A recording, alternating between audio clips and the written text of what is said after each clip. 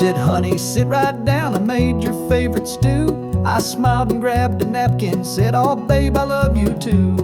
But one spoon and I knew for sure this dinner was a crime. Tasted like old boots and sadness, cooked since '99.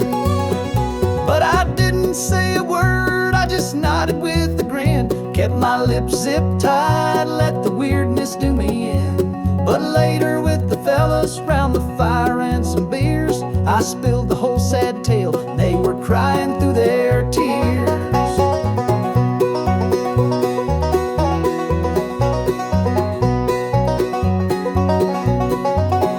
Well, I guess I got too comfy, thought the woods were safe to speak. But turns out she was listening just beyond the creek.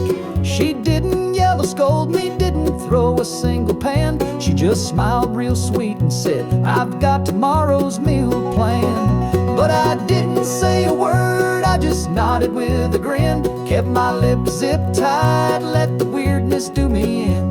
But later with the fellas round the fire and some beers, I spilled the whole sad tale, they were crying through their tears.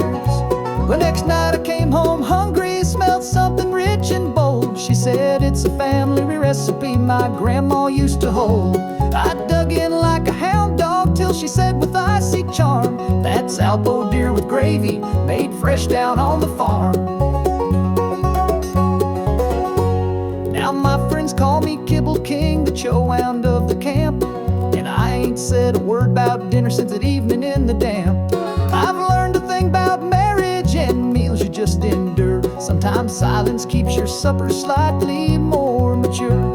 So fellas, take a warning, let your poker face be strong. If your lady tries to cook for you and the flavors all go wrong, don't go gossiping around the fire, no matter how you grown. Or the next night you might find your meal's for dogs alone.